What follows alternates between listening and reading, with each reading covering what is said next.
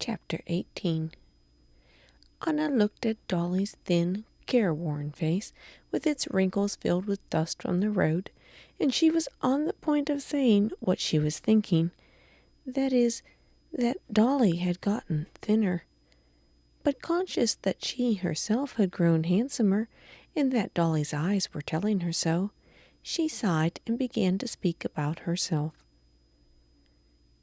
"You are looking at me," she said, "and wondering how I can be happy in my position.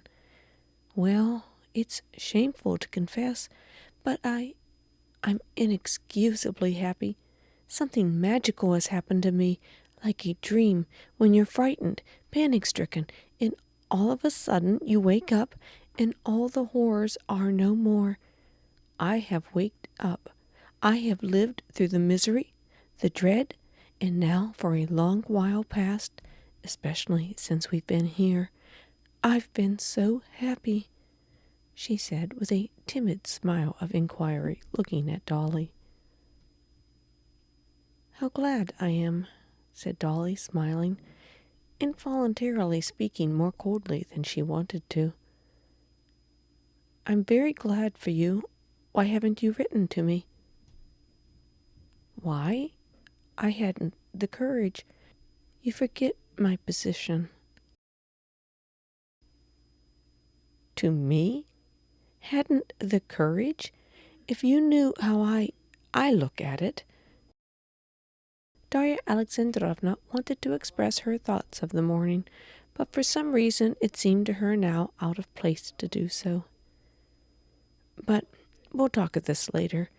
What's this? What are all of these buildings?" she asked, wanting to change the conversation and pointing to the red and green roofs that came into view behind the green hedges of lilac. "This is quite a little town." But Anna did not answer. No, how do you look at my position? What do you think of it?" she asked.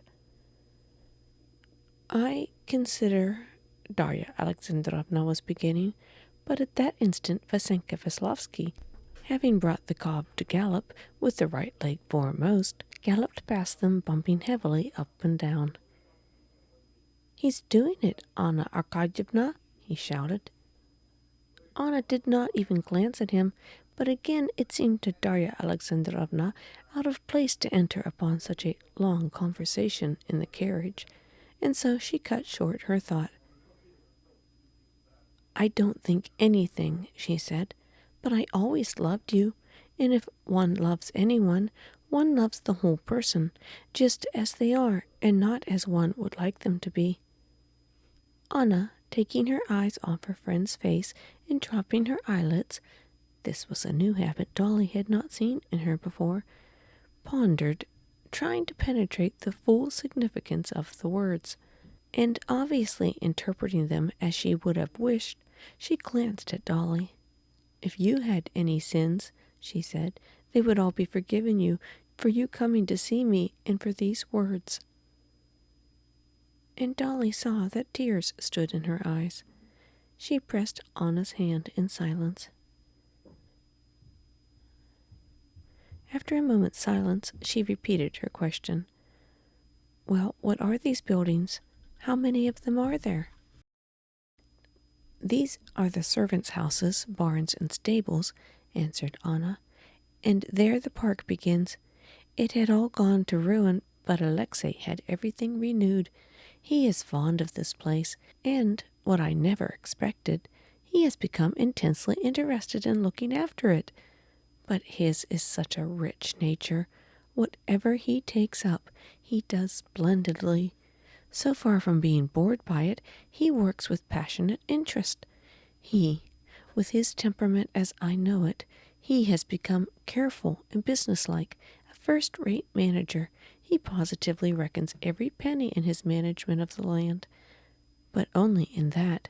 When it's a question of tens of thousands, he doesn't think of money." She spoke with that gleefully sly smile with which people often talk of the secret characteristics only known to them of those they love. "Do you see that big building? That's the new hospital. I believe it will cost over 100,000. That's his hobby just now. And do you know how it all came about? The peasants asked him for some meadowland, I think it was, at a cheaper rate, and he refused, and I accused him of being miserly. Of course, it was not really because of that, but everything together, and he began this hospital to prove, do you see, that he was not miserly about money. It's a little thing, if you like, but I love him all the more for it. And now you'll see the house in a moment. It was his grandfather's house, and he has had nothing changed outside. How beautiful, said Dolly, looking with involuntary admiration at the handsome house with columns standing out among the different colored greens of the old trees in the garden. Isn't it fine? And from the house, from the top, the view is wonderful. They drove into a courtyard strewn with gravel and bright with flowers, in which 2 laborers were at work putting an edge of stones around the light mold of a flower bed, and drew up in a covered entry. Ah, they're here already, said Anna, looking at the saddle horses, which were just being led away from the steps. It is a nice horse, isn't it? It's my cob, my favorite. Lead him here and bring me some sugar. Where is the Count? She inquired of 2 smart footmen who darted out. There he is, she said, seeing Vronsky coming to meet her with Veslovsky. Where are you going to put the princess? Said Vronsky in French, addressing Anna, and without waiting for a reply, he once more greeted Darya Alexandrovna, and this time he kissed her hand. I think the big balcony room.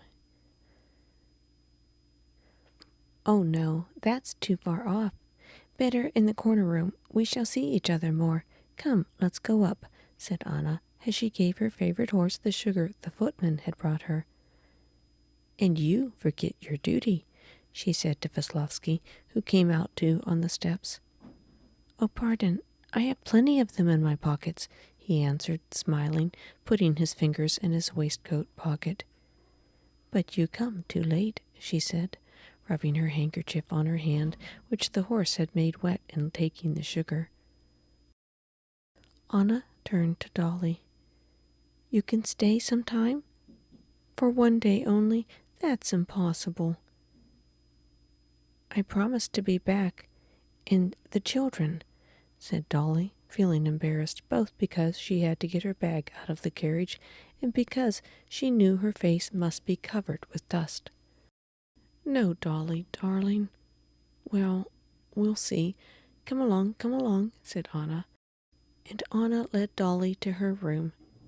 That room was not the smart guest chamber Vronsky had suggested, but the one of which Anna had said that Dolly would have to excuse it. And this room, for which excuse was needed, was more full of luxury than any which Dolly had ever stayed, a luxury that reminded her of the best hotels abroad. Well, darling, how happy I am, Anna said, sitting down in her riding habit for a moment beside Dolly. Tell me about all of you. Stiva I had only a glimpse of, and he could not tell one about the children. How is my favorite Tanya?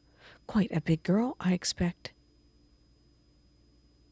Yes, she's very tall, Darya Alexandrovna answered shortly, surprised herself that she should respond so coolly about her children. We are having a delightful stay at the Levins, she added.